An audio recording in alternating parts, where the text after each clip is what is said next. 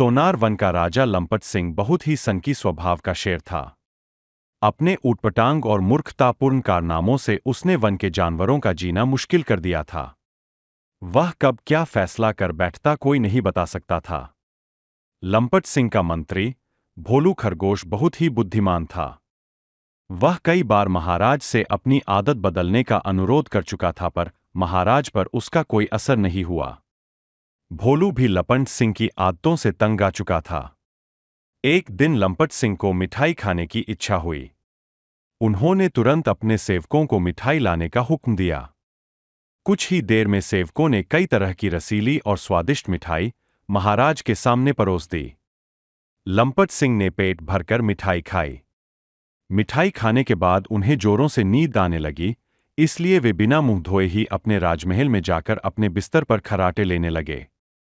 मिठाई खाते समय थोड़ी सी मिठाई लंपट सिंह की मूंछों पर भी चिपक गई थी। इधर मिठाई की मीठी महक सूंघकर चींटियों का एक दल वहां आ पहुंचा। धीरे धीरे चींटियों का दल लंपट सिंह की मूंछों की ओर बढ़ने लगा। पर तभी एक बुजुर्ग दादी चींटी, जो कि लंपट सिंह के स्वभाव से परिचित थी, उसने सबको रोकते हुए कहा, कोई आगे मत बढ़ना। अगर लंपट सिंह जाग गए तो हम सब बुरे फंसेंगे और लेने के देने पड़ जाएंगे। पता नहीं यह सनकी राजा हमें क्या सजा दे बैठे। पर चिटियां कहाँ मानने वाली थीं। उन पर तो मिठाई खाने की धुन सवार थी।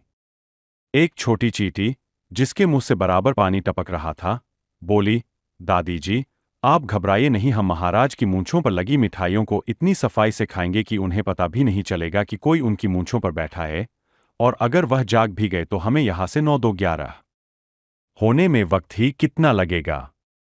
बच्चों, मेरा काम था तुमको समझाना, अब आगे तुम जानो। वैसे मैं तो अब भी कहती हूं कि यहां से चलकर हमें कहीं और भोजन की तलाश करनी चाहिए। इस सनकी राजा का कोई भरोसा नहीं है।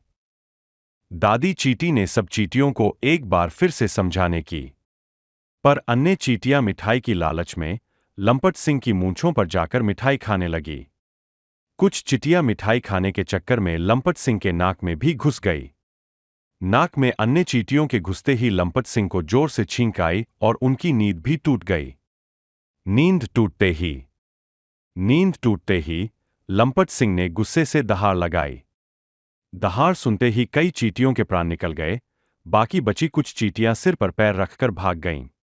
चींटियों को भागता देख लंपट सिंह का गुस्सा 7वें आसमान पर जा पहुंचा। उन्होंने तुरंत अपने मंत्री भोलू खरगोश को बुला, भोलू, तुम जाकर पूरे वन में यह ऐलान कर दो कि कल से हमारे वन में एक भी चींटियां नजर नहीं आनी चाहिए, और सभी चींटियों को आज शाम तक यह वन छोड़ देने को कहो। यह मेरा आदेश है। लेकिन महाराज, एक छोटी सी गलती के लिए इतनी बड़ी